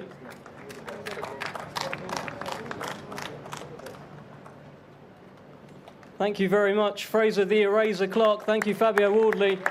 What a fight. What a fight. That was serious up there, by the way. They sort of didn't want to let go. That is the chief support on Saturday night. Huge rematch. Fabio Wardley, Fraser Clark. It's now time to start talking about this main event. Undefeated versus undefeated for undisputed. And if that sounds familiar, it's because we did it in May. We did Fury Usyk. Same thing in the heavyweight division. This time in the light heavyweight division. I want to bring in Vadim Kornilov from Team Bivol here. Vadim, you've been with Dmitry every step of the way. Finally, fight night is here. Tell us why your man wins on Saturday. It's hard to add much when you got Eddie Hearn in your corner. You know, he lays everything out for you and he says everything, but I'm going to try to add a little bit on Dmitry that I think is important. Of course, I want to say thank you to His Excellency, Turki Alla Sheikh. If it hasn't been for him, this fight would have never happened. And if it did happen, it would not be on any close terms to what's happening today. This is now a fight that the entire world is going to see as one of the biggest fights in the world. And thanks to Riyadh season and everybody involved, they made it happen. Thank you to Team Beterbiev. I appreciate everybody and the mutual respect. As far as Dmitry, you know, we had a very, very good camp. Gennady Mashyanov, Taylor Ramsdell, everybody put in the work. Dmitry is confident. He's ready to go. I've been with Dmitry in the professional career. It will be 10 years in November of this year. And I remember ever since I met him, he was never really satisfied with whatever he was achieving. Whenever he was, you know, he became a world champion pretty quickly. He was beating tough opposition in his first 10 professional bouts. But he was always kind of saying, you know, there's something else there. There's, you know, there's that undisputed. Only when I'm undisputed can I really call myself a real champion. Because when there's other champions in the division, he's like, I don't really feel that I'm a champion. And he's always asked for this specific fight. He's always, even before Beterbiev was on the line, before Beterbiev was the opponent with all the other belts, he always said, you know, I'm shooting for undisputed. That's my legacy. That's what I'm here for. When it became Beterbiev, for 3 years, Dmitry has been saying, I want this fight. The fight has to happen. I'm ready for this fight. And even though some people have mentioned things on the timeline, but we were doing everything to make it happen, and the moment was right now. Today I was doing an interview with somebody in the press, and a lot of the interviews that we did during this fight week, a lot of people are talking about Artur Beterbiev, and they're talking about the power and the aggression, and how do you deal with that? You know, the questions are very similar. And somebody asked me today, and I just thought about it, and I thought it was important to mention. Yes, power, yes, aggression, but this is the sport of boxing. It's a science. There's a lot more attributes to an athlete. And what came to my mind was the words of Bruce Lee. He once said, be like water. And I thought that was very important to mention. I know Dmitry's never going to say it because Dmitry just kind of accepts and he says, you know, okay, yeah, there's power. I have to deal with that. You know, I'll see how that goes. But water sometimes, when it's consistent, properly managed, when it's not overly aggressive, with time, it can protrude, it can weather through the sturdiest of rock. And I think that's an important answer for all the press that have been asking, because I believe the boxing skills and the science and the persistence and the balance is going to be a very important factor in this fight. And I appreciate it. Thank you everybody, and I appreciate everybody who made this happen. Great stuff. Thank you, Vadim. Love that. Be like water. Let's hear from Team Beterbiev. Let's bring in Brad Jacobs, who joins us from the States, representing Top Rank. Brad, you have been ringside and watched so many of this man, Artur Beterbiev's destructions. You've seen it up close. Tell us why your man wins. It's very simple. It's hard to argue with perfection. 20-0, 20 knockouts. The man has done it. He's a true professional. If you look up the word professional fighter in a dictionary, you're going to see his picture. What you see is what you get. There's so much on the line in this fight. Undisputed, undefeated. The winner checks his ticket to the Hall of Fame for sure.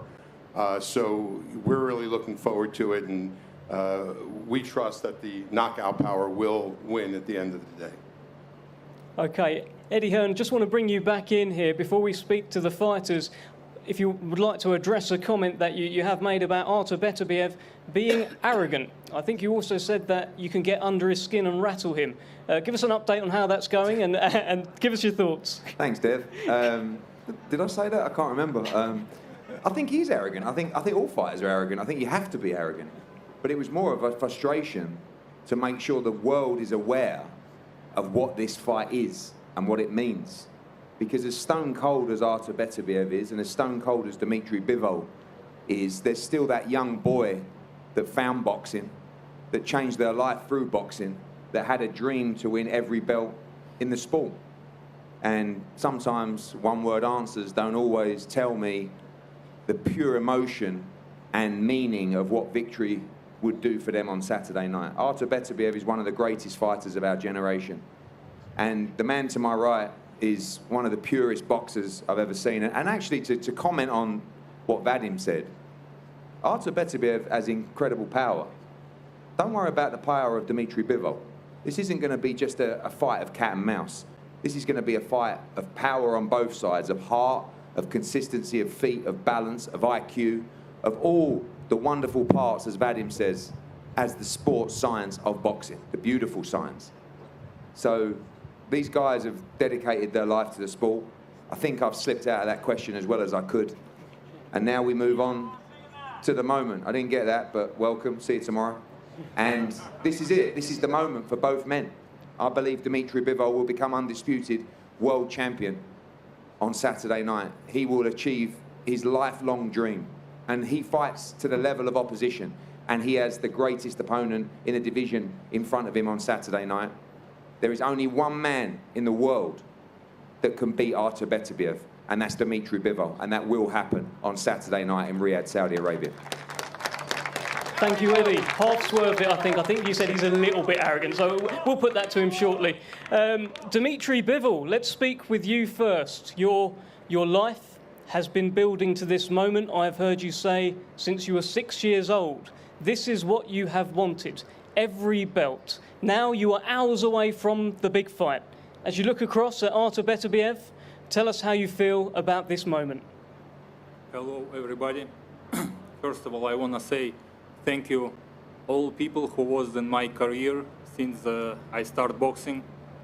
I want to say thank you all my coaches who was working with me, my team who's now with me, my promoters, Eddie Hearn, my manager, Vadim Kornilov, my promoter, Andrei Rybinski, and all of it helps to me to be here. And of course, I want to say big thank you to Saudi Arabia, Riyadh season, and personally to Turki Al-Sheikh. If it's not him, this fight, I don't know when could happen. Thank you so much.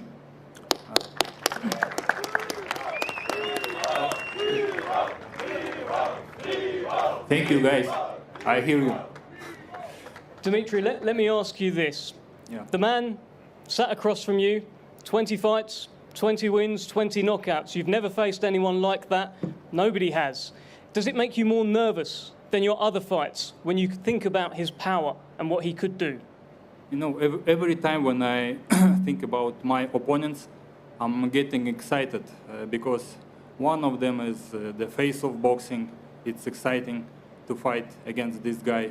Another one, he has around 50 fights, never lost. Another guy, he's a champion also, and it makes me more excited, not nervous, not something. And Artur, he's a great champion. He has what I want. He has belts. And it's not only about belts. When I look at his skills, I want to check my skills also against this amazing fighter.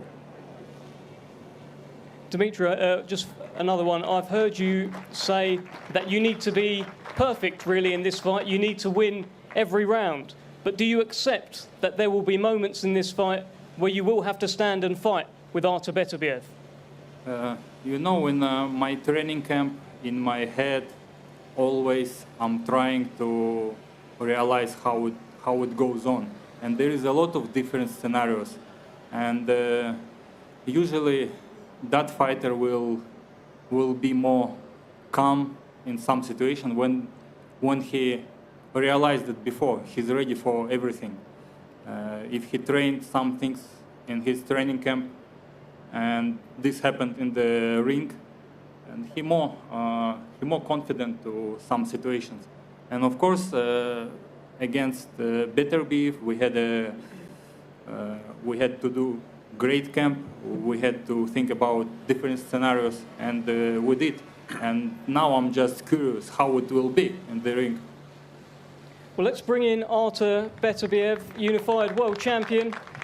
Artur, you have been on a mission to collect every belt in your division. You have these belts left here. How does it feel to see them? How does it feel to be so close to winning them on Saturday? Hello, everybody. I think we talk a lot. I want to say, first of all, thank you for His Excellency for making this fight happen. Thank you very much. What they say? You want to make fight with Eddie?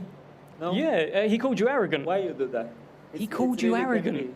It really can be, but I can do something, you know. Why you? Don't worry about me. You have to get through him first. But why you talk like this? When he's finished with you, it'll be easier for me. Why? We no need finish with him. I finish with him tomorrow. Really? With you, Saturday? Today, maybe. Just today. the weigh-in tomorrow? Maybe today with you. Maybe. I don't think it would be a tough fight. You need a real I think challenge. you're not good condition now. I mean, terrible. Yeah? But I think you need to switch on for this guy. Okay. You talk a lot, I know. That's my job. Yeah. You should try it. Okay, we'll see in Saturday, this Saturday. Artur, let me ask you this. Nobody has beaten Dmitry Bivol. Nobody has solved the puzzle, including Canelo Alvarez. Why are you the man to solve this puzzle and beat him on Saturday? And you can't say, we'll see. We'll see. They choose me. They choose me, you know. His Excellency choose me. Okay, let's do it. You're a natural light heavyweight. Huh? You're a natural light heavyweight. Canelo wasn't. I don't know. You know, it's not my business. Canelo or someone like. I have now fight on Saturday. I'm focused all for this fight. Dmitry, people have tried to fight Artur. They've tried to box Artur. Some have been winning fights against Artur, but they all get knocked out. Why are you different? I don't know. I just different. I just have different name, just different body, different skills. This is why it's so interesting fight, because we all know that everybody is different. You boxed in June. You had a fight with Malik Zinad. You got a knockout. It was the first knockout in 9 fights. Does that give you extra confidence in your own power heading into Saturday? You know, I have enough confidence even before Malik Zinad. After Malik Zinad, I have enough confidence. But it's good that it happened in June because I needed that fight and I was enjoying that fight. And it helped me better to prepare to this fight, which will happen in Saturday. Artur, I know that if I ask you what will happen, you'll say we'll see. But what would you like to happen on Saturday? What's your perfect Saturday? Good fight, I think so. I'm preparing for good fight. We'll see. Do you have a message for Dmitry Bivol? Yeah, be ready. I will too. Dmitry, final message from yourself. He's told you be ready. He's going to try and be too. What's your message to Artur Beterbiev? I'm ready always. I'm ready for Saturday night. And we will talk by actions in the ring. Well, there you have it, ladies and gentlemen. The fists will do the talking on Saturday. What a fight. Undefeated versus undefeated for undisputed. We're going to do some face-offs, and we'll see you tomorrow for the weigh-in. Thank you.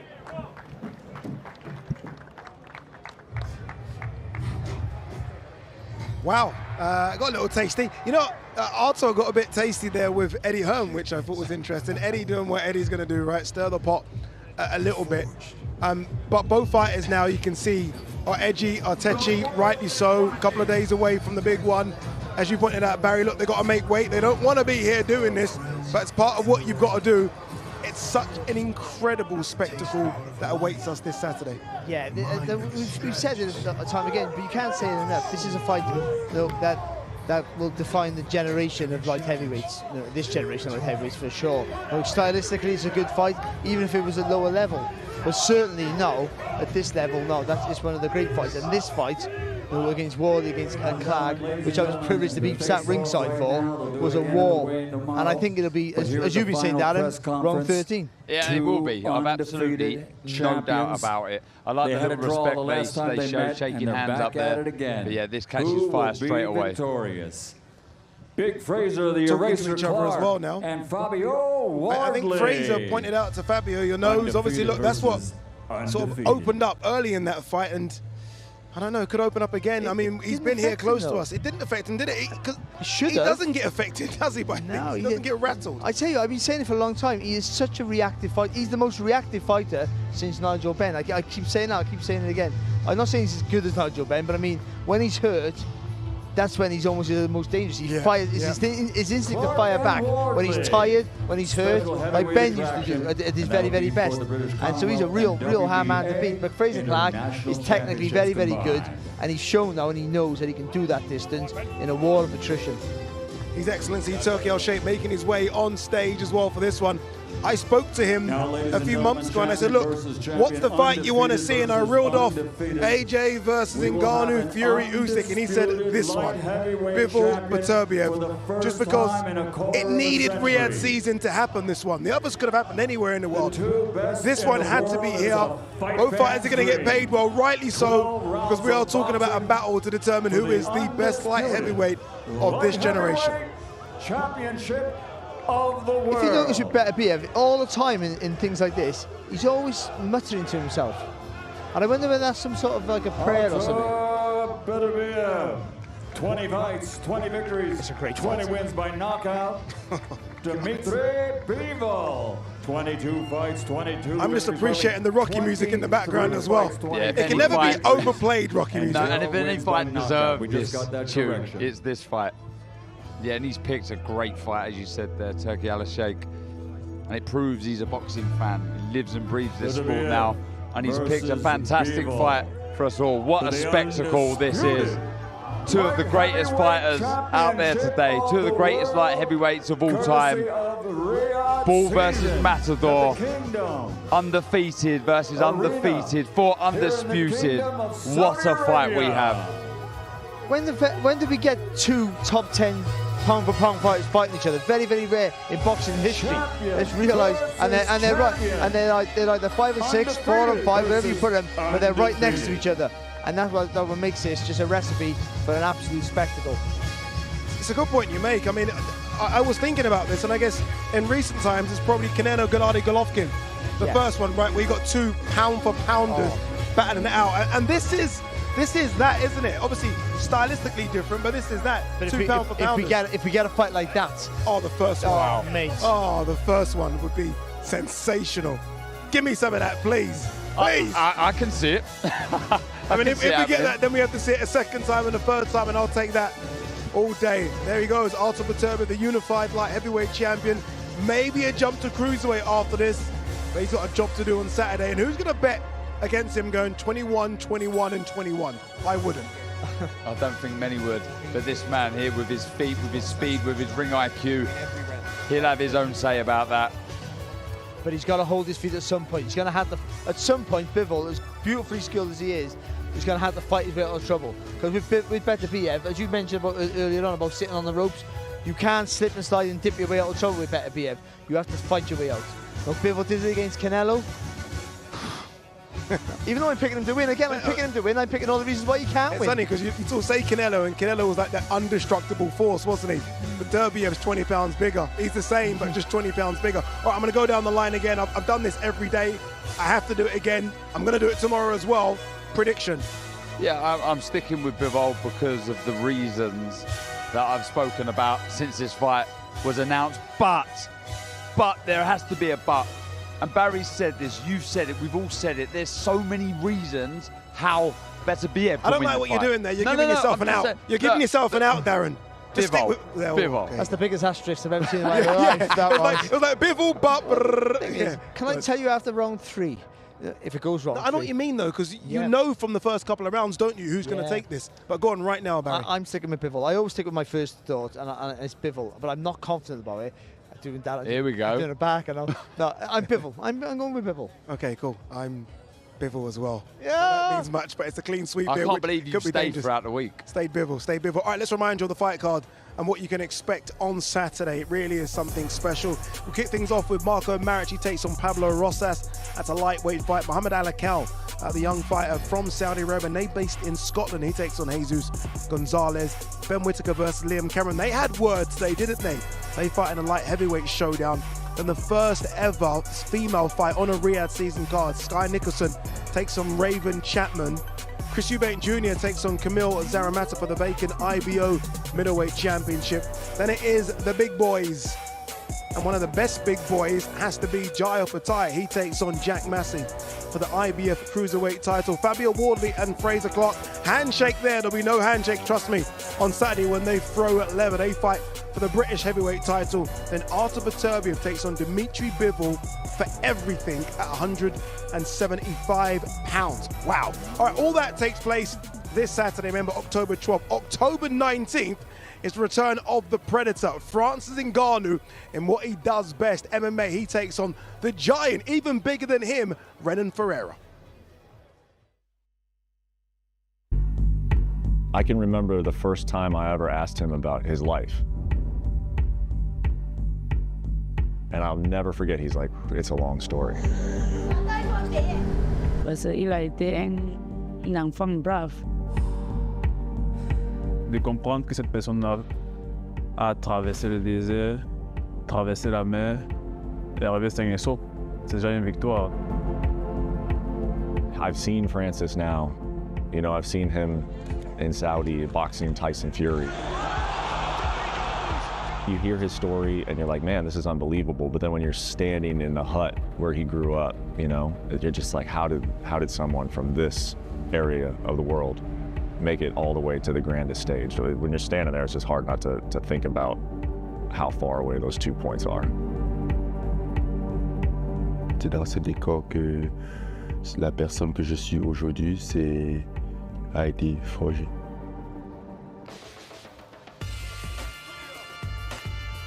It really is good to see Francis Ngannou back in the octagon. I was going to say the ring because obviously his last couple of fights have been in the boxing ring, but this is a true test. He takes on a champion, PFL and Bellator champion. Let's not forget Renan Ferreira. That is next week, Saturday, live on DAZN. Two giants collide, Ngannou versus Ferreira. And by the way, I mean, I've been lucky enough to have seen this, a little snippet of it. Fantastic documentary about Francis Ngannou. They go back, the cameras go back to his home country of Cameroon. It's very emotive. It gets sad at times considering what Ngannou has been through now in the last couple of months, but it is fantastic. It's going to be on the DAZN platform tomorrow. Make sure you catch it as well. It's going to be really, really good.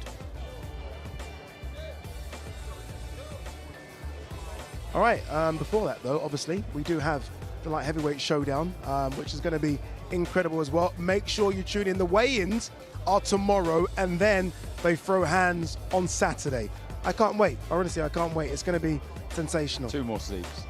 2 more sleeves. Just 1, 2. We'll see you then. Make sure you tune in for the weigh-ins tomorrow, showdown on Saturday.